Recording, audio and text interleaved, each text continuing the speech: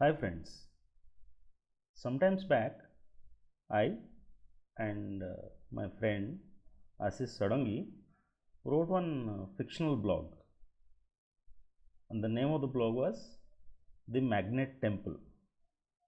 Now it's the time to put it in YouTube. We have used Microsoft Visio for the design. So let's start with the story. 1000 years back, in the kingdom of Mosaka, that was the time when the art and architecture was at its peak. One day, the king called for a meeting of scientists and architects. Everyone gathered at the king's palace. The king asked one question: if a hole is made on the earth from one side to the other and a stone is dropped in it, then what will happen? Everyone started thinking for a long time. Then the king asked, any answer? Anyone? There were few answers, like the stone will move to the other side, the stone will move to the other side and come back to the same side, the stone will move to the other side and come back to the same side, then move to the center and stay there. The stone will move to the other side, come back to the same side, then it will continue oscillating, etc. Then the king told, start the research and let me know after 1 year. The king funded for research work and the scientists started their job. 6 months passed. The scientists found something different. They rushed to the king and explained him about the invention. The king was very happy. He called for architects and told them to work with the scientists and design a temple based on the invention. The architects and scientists worked together and plan was ready. Now see, in the picture, this is the base tantra of the temple or the base design, and it is octagonal. This is the main temple building which was constructed on the octagonal base. Now let's look at the position of the magnets and the idol or the statue. A powerful magnet was placed on the ground. Another equally powerful magnet was placed at the top, with the opposite poles of the two magnets facing each other. North pole of the lower magnet was facing the south pole of the upper magnet. The idol or the statue was made up of iron stone. Due to the attractive force of the magnets, the idol remained floating in the air, but it was not stable. So, 8 medium-sized magnets were fixed on 8 walls of the octagonal building. These 8 magnets made the floating statue stable in one place in the air. This is the cross-sectional view of the temple from the top. 8 magnets on 8 walls, 1 magnet on the ground and 1 magnet at the top. From the Natamandapa, there was a staircase connecting the Garbhagruha of the main temple or the Sanctum Sanctorum. A bridge-like structure was made so that people can walk near the statue, as the statue was floating in the air with the magnetic force. Now, let's look at the statue. The whole structure of the statue was like this photo, as you can see. It was carved out of a single stone. The base was like a horizontal slab with a vertical triangular portion over it. In the middle of the vertical triangular shape, you can find a cube shaped structure, and the statues were carved on both sides of it. So there were two statues of two different gods, not one. But why? No concrete reason behind it. If there were two statues, there must be a way to move behind the floating statues.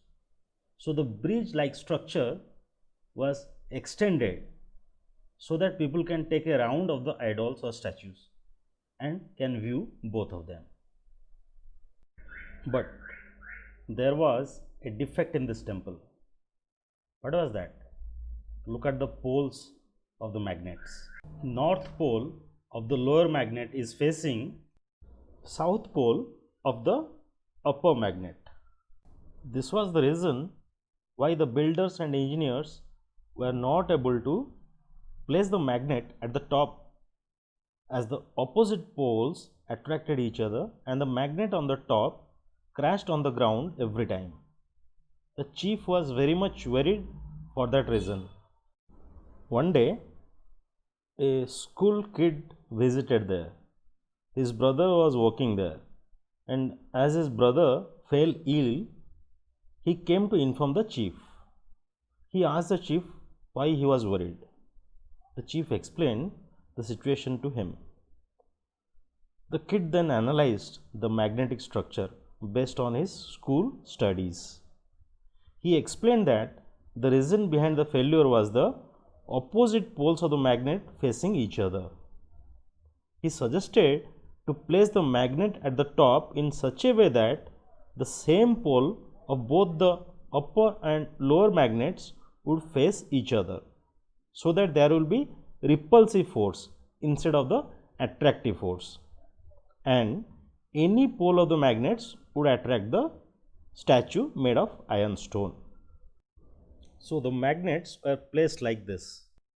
The north pole of the lower magnet faced the north pole of the upper magnet, and the temple construction was completed successfully.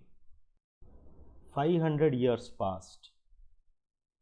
That was the time when the fate of Mosoko kingdom was going to be drastically changed.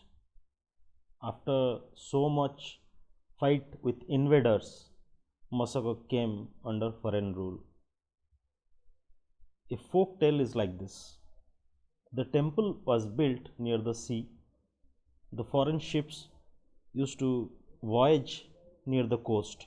Due to the magnets in the temple, the compass did not show the correct direction to the sea sailors. So the foreigners decided to remove the magnets. They also did not face any opposition, as Mosoko was under foreign rule that time.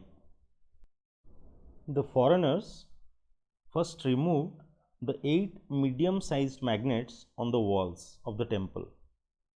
Then the powerful magnet on the ground was removed.